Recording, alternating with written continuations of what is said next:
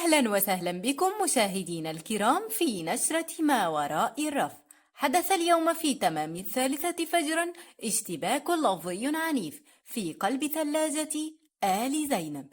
إليكم تفاصيل القصة. ايه يا جماعة القعدة الهادية دي؟ انا هنا اللي بعمل الجو، انا اللي بخلي الاكل يتنطط في البق. وانتي يا كوسة ايه دورك بقى؟ بتتسلقي كده في صمت؟ ده انا لو غبت المندي ما يبقاش مندي والعدس ما يبقاش عدس. انا اللي بخلي الواحد يعرق ويحس انه عاش. يا ساتر يا رب، الدوشة دي على الصبح. أنا كوسة، يعني راحة البال، يعني الهضم السريع، يعني اللي بيتعب بياكلني عشان خفيفة على المعدة.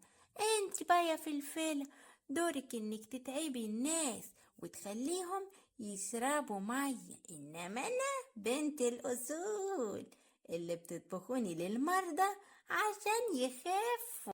انا بقى الموزة يا حلاوتي يا طعامتي، انا اسرع حاجة بتتاكل في الدنيا ومش محتاجة سكينة ولا نار.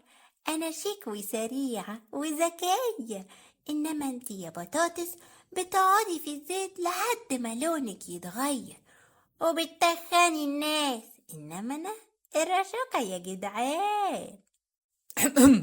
احترمي نفسك يا صفرة، أنا أساس الأكل، أنا اللي بشبع، أنا اللي بعمل المحشي، وأنا اللي بقلي، أنا اللي بتسلق. إنما أنت يا موزة وجبة مؤقتة تاكليها دلوقتي وتجوعي كمان ساعة، لكن أنا البطاطس بثبت الواحد.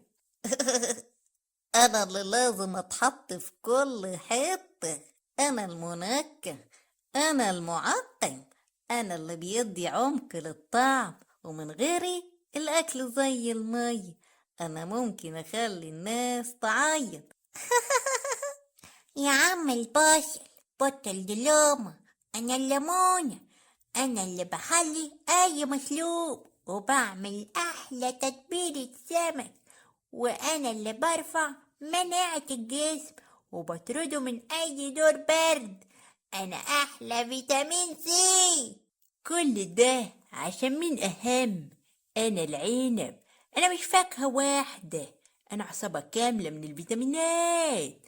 أنا لوحدي أعمل عصير وأعمل دبس كمان وأتاكل زي ما أنا، وكل واحد فيكم عنده دور واحد، لكن أنا المدير اللي معاه كل الأدوار. اسكتوا بقى، كلكم مهمين، انتوا فاكهة وكله مفيد وكله جامد وكله حلو. اسكتوا بقى، مش عايز صداع، انا عايز انام في امان. افصل يا ابني الفيشة دي خليني ارتاح.